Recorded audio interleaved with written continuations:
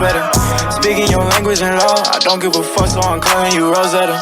When it rain, double R's on my umbrella. I know the pain, now I'm looking for a vendetta. Red roses on your pedestal, put my pen inside the backwood. Fuck game is exceptional, I've been thinking you've been skeptical. Red roses on your pedestal, put my pen inside the backwood. Fuck game is exceptional, I've been thinking you've been skeptical.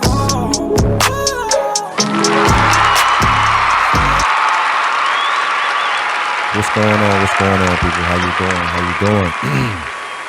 Well, welcome to another one. This is Blog Talk with Mr. Caesar, me, myself. And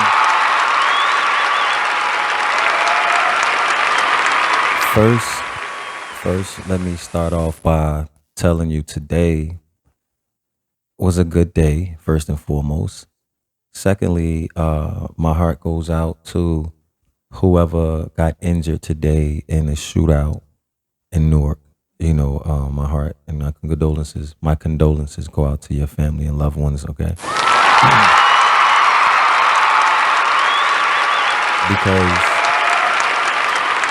Because like, don't get me wrong, I love my city, but just like in my city, crime goes on everywhere.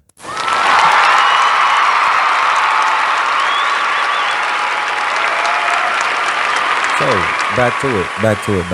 So I was chilling today, and I was talking to my mans and them, and of course, you know, when you talking to your friends, you come across certain things that you didn't know. So a friend of mine was telling me today about some things he had going on in his life, and you know, I was like, wow, you know, if there's anything I could do for you, let me know. And you know, therefore, you know, if there's anything I can do, I will do. Secondly, I just felt like I wanted to switch up some of my topics. Don't get me wrong. My content is basically topics that go on throughout the week, throughout the days, on social media, on the news that people want to talk about in the urban areas and so forth like that. So I present this platform for those people that want to do different things. They want to talk about what's going on in your neighborhood. You want to talk about what's going on in your school, what you got going on as far as career-wise, events. It doesn't matter. You just give me a contact and we'll shout you out.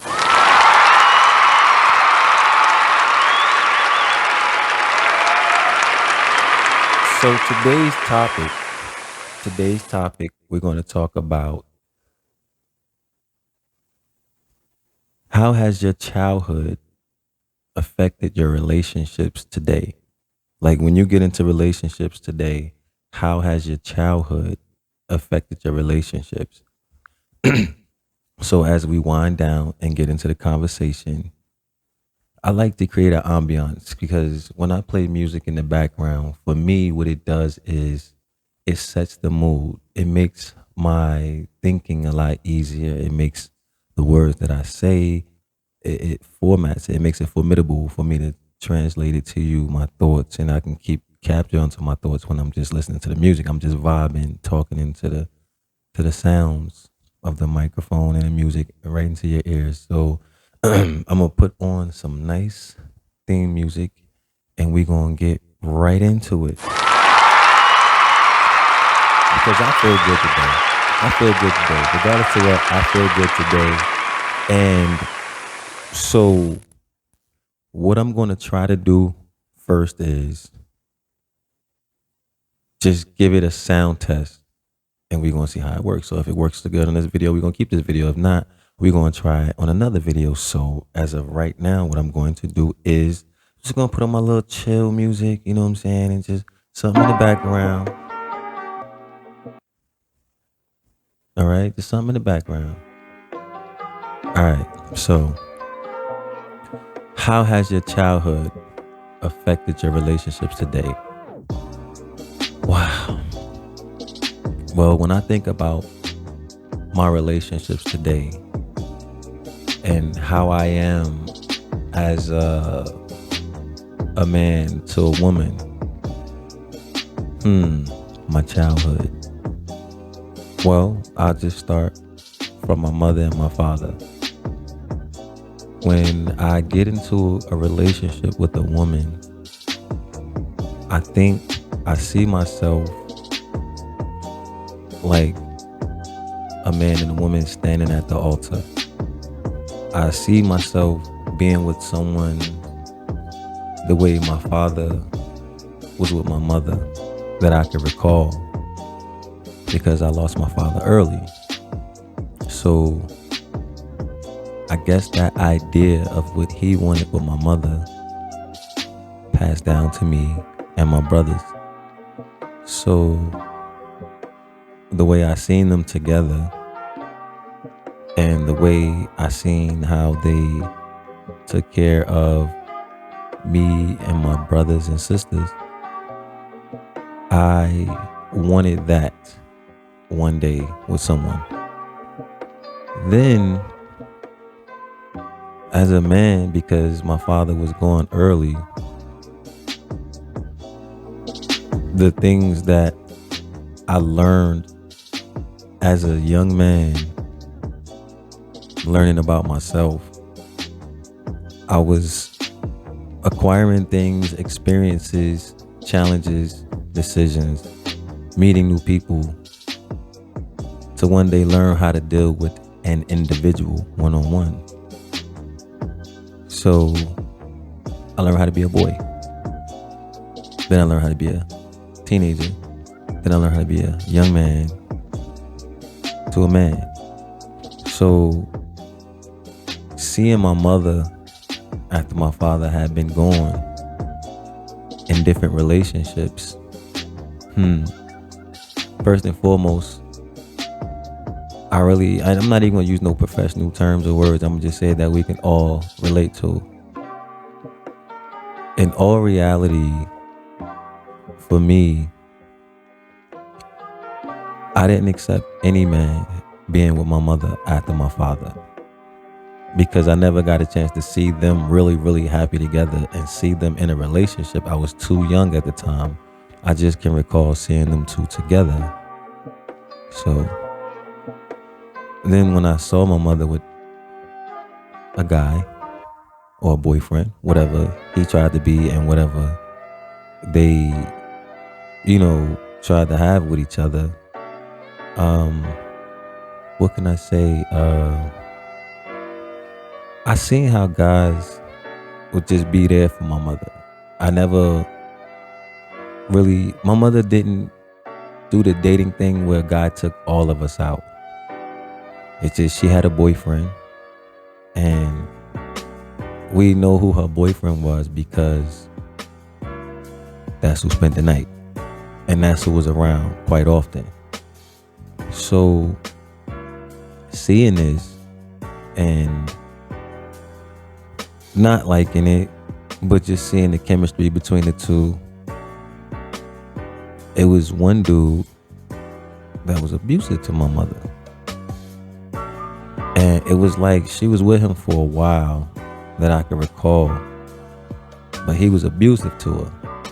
And this dude, at that age, let's just say if he was around and they did the back and forth for 2 years, I could say this dude, he had those 2 years on lock. In my head, like, dang, I couldn't wait for it to be over sometimes. Like when they would break up and it felt like it was the last time, sometimes I would actually just be like, word, now she can meet somebody that's going to at least not put their hands on her.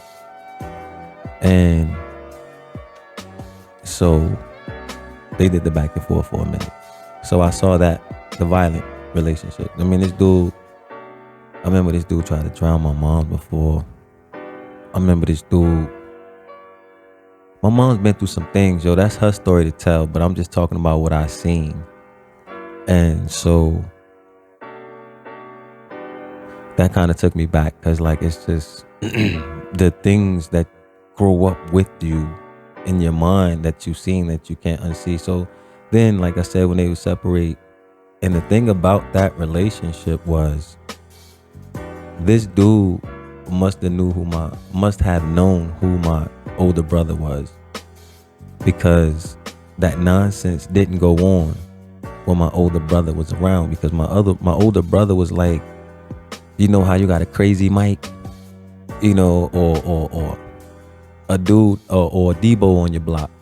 My brother wasn't Debo, but my brother was just known for holding it down, and he loved his brothers and sisters. So anyway, and he loved his mother. He loved his family, period. So when the dude would act up, 9 times out of 10, my brother was locked up.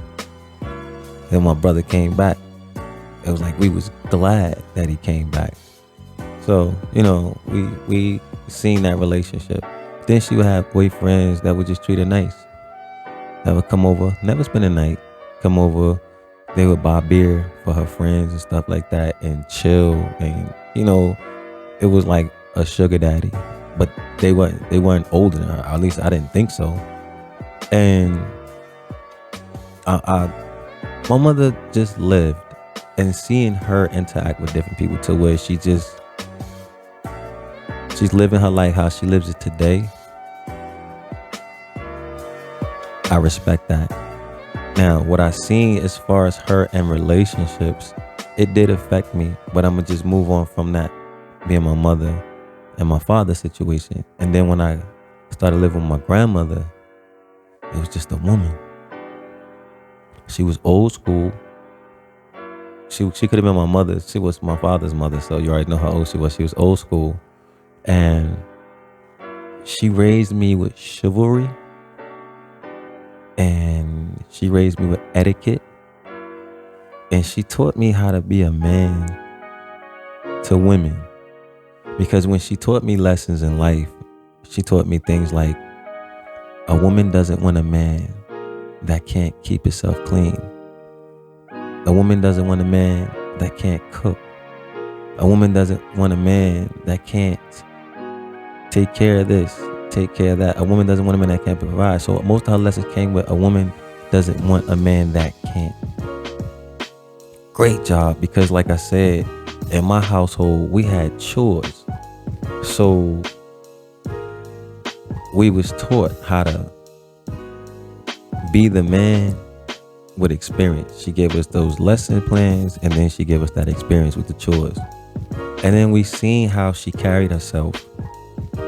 This is the boys. We seen how she carried herself. We seen how she raised kids. We seen how she kept a house. We seen how she interacted with people. We seen how she got mad and the things she did when she got mad, even with us being family. So we took that whole experience, the boys, my uncles included, and we know how to be. We have this idea of what type of man to be for women. But these were women of my grandmother's day. And so like she was raising us in that last of a dying breed type of cloth. From the cloth of the last of a dying breed. So we take that. So then when we started getting into our, put it like this, get to where your relationship is with your siblings. So then my experiences with my friends. Then after all that, then we get to dating. Me liking women. Why I like them. What I like about them. When I took interest and really started, because I always liked how women made me feel by making me feel useful to them. I went to the store. Oh, he's so thoughtful. He's so nice. And when I dressed a certain way, oh, he looks cute. And this, that, and the third. When I can do something, oh, he's smart. He's talented. And those things made me feel good, but I kind of was nonchalant to him at first. You know, because if you figure when me doing these things at home for my grandmother, you know, or what have you, it was like, okay, I'm just good at that. But to a woman later on in a relationship, it's like, wow, I got a man that can. I got a man that can. And that looks like this. And that's good at that. And so when women showed me interest as a teenager, before it was in my adolescent years, they just told me I was cute. And who doesn't want to hear that you're cute when you see what women find cute and you know what boys find cute, or girls or boys, when they start off with boys, then before you get teenagers. And then when I was a teenager and a girl thought I was cute, it was different for me then because I didn't know what she thought was cute. Because there's so many things that a person likes somebody. And if it's one thing, I figure like if it's 100 reasons to like a person and you just found one, they just passing right by you. Like who really is pressed for somebody that you only like one thing about them, but that's significant. So when women started liking me, I think I made it trivial for myself because I was trying to figure out. I felt like I did something on a particular day, wore something on a particular day, because I didn't even know what potential I had. I just knew that I could do things that other people can do. I could go to school like everybody else. I could be on time like everybody else. I could learn like everybody else. I could speak like everybody else. I could do things like everybody else. But then what makes you different from everybody else that make this person choose you? I think a lot of men and women ask themselves that this day as adults and struggle with the fact that people like you for the same reasons you like yourself. And it's like they don't know that yet. They don't know this about you. But then it's like if you have some type of sixth sense about something, like, you know what? Something told me to do this. And you was right about it. That's it. It's the same thing with that. So me trying to figure out why these women like me, if I wore something, I was pressed to dress like that every day or as much as I can. If I did something, I looked for an opportunity to do that every chance I could, just to stay relevant. And it was tiresome.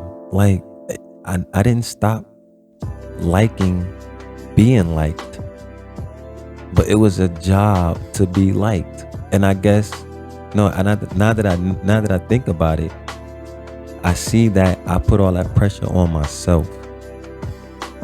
So when we move along, it wasn't until, and this is some true, because prior to my sexual experiences, I think they were encounters before they were experiences. It was an experience as far as an encounter, then it was an experience as far as it's time for you to experience this.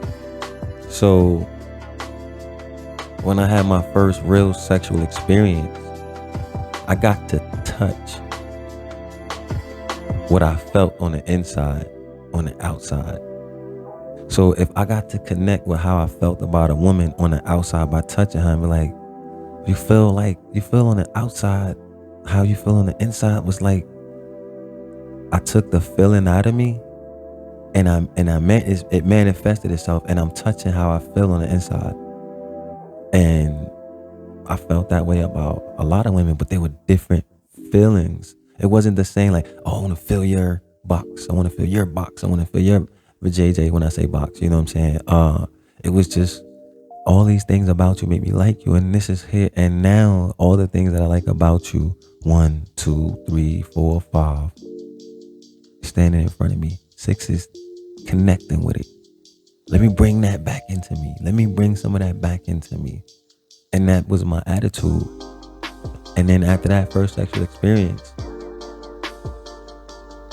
it's like I figured out, it's like I wanted to go back and revisit all those feelings I had for other girls. But then I was learning new feelings with different women. Like meeting women at the bus stop. She looked at me and I get that look that I know, like, she thinks I'm attractive. So I indulge We start talking. And then how she shows me how she feels about me based on how she feels, like she notices me more, like when she starts talking to me and she tells me about the things she like about a guy. And sometimes it's like one or two things on there that I am. But I be like, so is that what you saw about me? She's like, it's like it was more to it. And she makes it sound complicated when she starts explaining. It's more to it. I just can't explain it. And I'm like, okay, but I get that though. So I wasn't sleeping with a lot of girls. It was the girls that I connected more with mentally that I would sleep with more so than the girls that I just thought looked good. Because it was girls that I thought was drop dead gorgeous. But then even though you was drop dead gorgeous, the way you looked, I connected with other women. And that's what I was more drawn to. So then we getting to the point where I'm like, okay, I can't keep having, even though I was young, I can't keep having sex with all these women. Because it's like, yo, I don't even want my favorite thing today all the time. I want my favorite thing when I want it. I just like to know that I can have my favorite thing when I want it. I don't have to have it every day to make sure it's my favorite thing. It's my favorite thing on the inside. Then when I feel like I want to have my favorite thing on the outside, I have it. So I just was getting tired. And I was like, I felt like intuitively that these women don't even know me. I don't even know them. We just know we connect on a certain level, and that's the only thing we deal with each other from.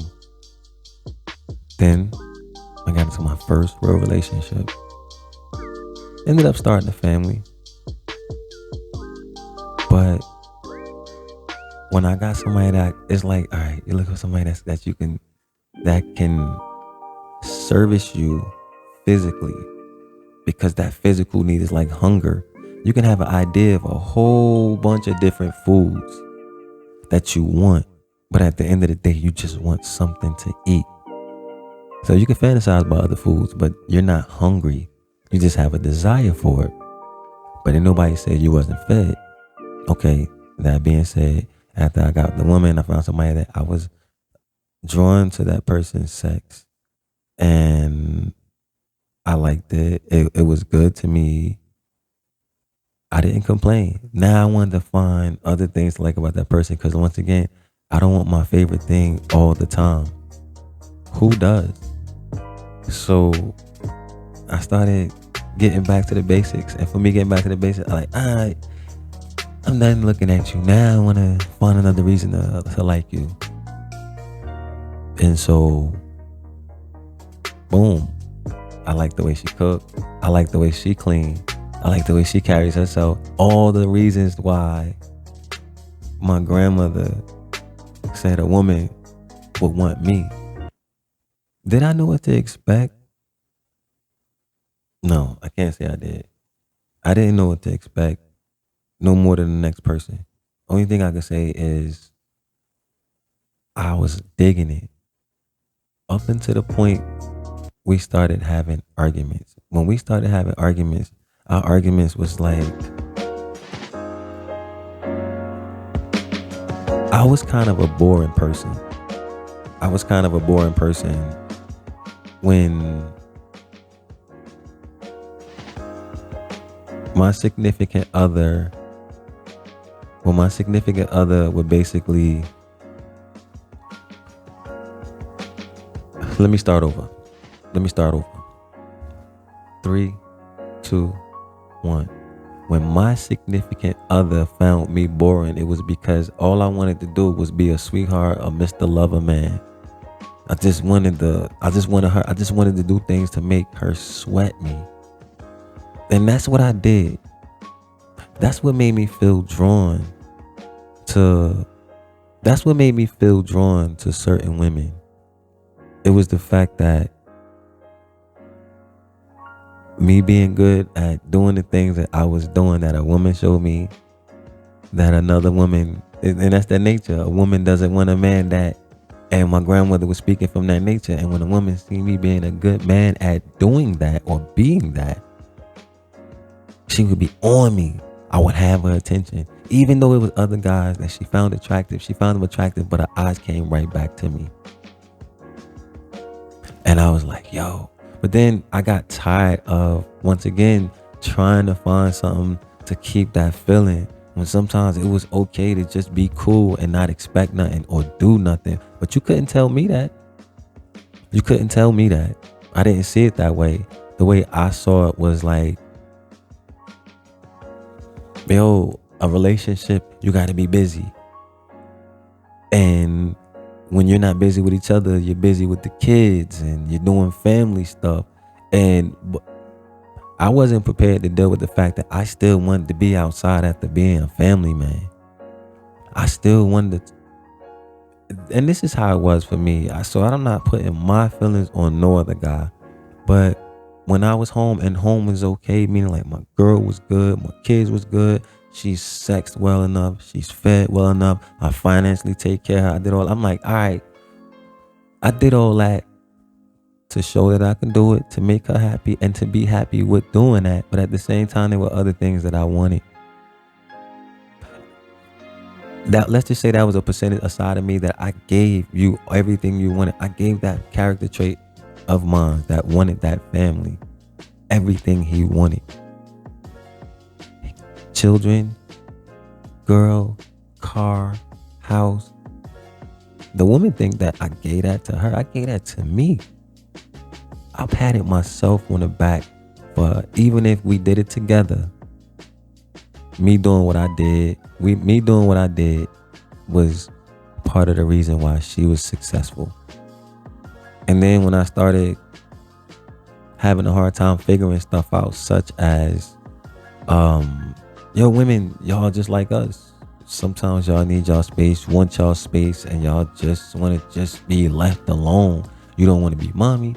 You don't want to be wifey. You don't want to be girlfriend. You just want to be you with no titles. You just want to get back to that person you used to be, so to speak. And I get that. But see, a sequence of things. This is what I'm saying. How has your childhood affected your relationship today? So a sequence of things that I've seen that led me up to be the type of dude that I am in a relationship. In a relationship, I get in a relationship to have what my mother and father had. I get in a relationship to be the complete opposite of what my mother experienced. I get in a relationship to be what women say they don't get. But then you ask me, why am I in a relationship? The only part that I felt like a woman is very giving on and is expressive on and really works hard at being good at when it comes to me is, yeah, I had to take a pause. What do I feel like a woman gives me? Because women, excuse me, this ain't even like I'm saying a bad word, but you always got your hand out. You always got your hand out. How does he benefit me? What can he do for me? How does he improve my life? You know what a dude say? Man, I could do this with her. I could do that with her. She look like the type that like that. A man is more like, take my hand.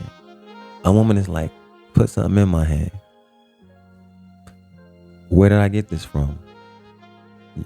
If you're a woman and you're watching this, go on your timeline, go on your social media and see what the women are saying and see if there's no evidence to what I'm saying.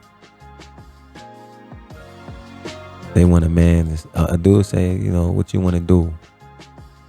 Instead of having a brain and saying, I would love to do a lot of things. Like, what do you mean? You want to hang out or something?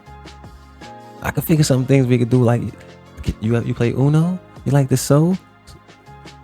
Make it fun. But a chick say, no, what you want to do for me for me to come over your house, or for me to let you come over to my house. And see all these things being raised by a woman single woman and all. These are the things that I find to be. I feel like I know a woman. Once again, in one of my other videos, I said something about that. Just because you live with a woman, but then there's some truth to that. When a woman gets bored, my sister gets bored. My grandmother has gotten bored. My family member, and they're women. And my mother always used to say to me, and she still says to this day, I'm a woman first.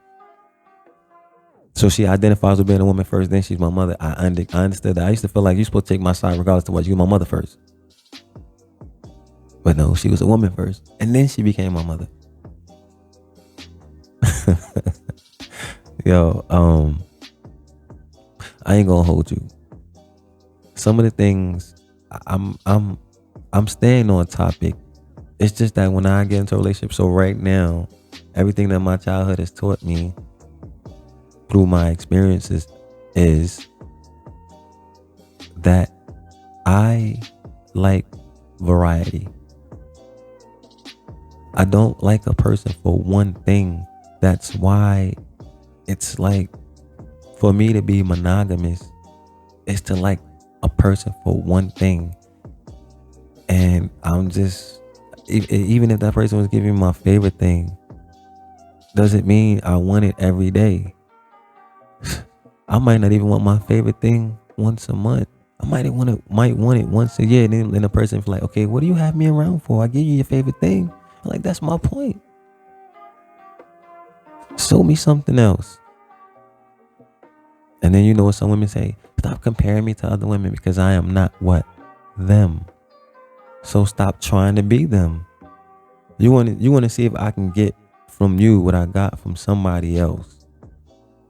And then get mad at me when you're unable to. What kind of sense does that make? I mean, like, I've learned stability. I've learned a lot. This is where I say, how has your childhood affected your relationship today? I have trust issues.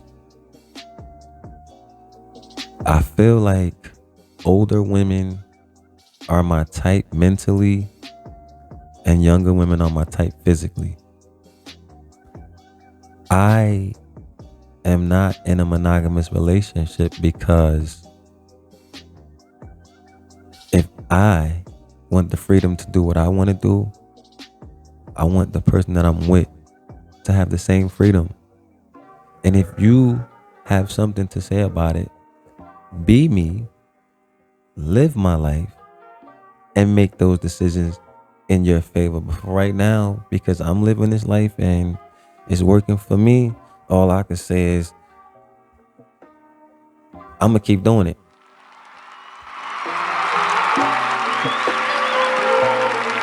Cause it's working for me. Other than that, I will tell y'all guys this. Think about what I said. Because women, you ask men questions to which, if you took the time to think about it, you know the answer. You had brothers. You seen your mother with guys, or your father. You seen how family is with each other. So when you in a relationship with somebody, you know what phase a man is in. Based on a friend, a relative, you know what phase he's in. Look at how he's acting. Everybody reminds you of somebody at some point in time. And it's not in looks, it's in likeness. So think about how your childhood has affected or is affecting your relationships today. And how could you make it better? What are some of the things that you can think about that you still hold on to? Like women, you in particular, I might sound insensitive, but if you are a strong woman today because of yesterday, applaud what you went through.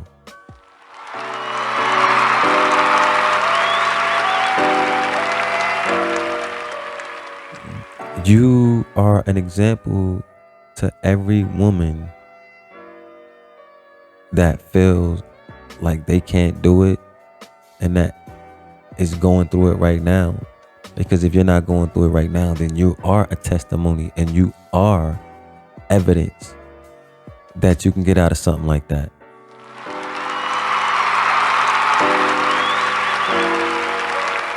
So I'm about to wrap it up, but that was just my take today on Blog Talk with Mr. Caesar. Like I said, I mix it up. I'm different. And I just want to give you variety. I just want to let you see different sides of me. If it's something you see I could be doing, one day I will be doing it. But what I could be doing is what I'm doing right now and getting better at it. Everybody can relate to that. Sometimes the person that you're with is not where you are, but that does not mean that they are not on their way. And know the difference between somebody going the same place you're going and taking the same route to go somewhere else. I'm Mr. Caesar. This is Blog Talk. Make sure you like, share, and subscribe. Have a good night, a good morning, good afternoon, good day, wherever you are. This is Young Caesar, Blog Talk, and I'm out.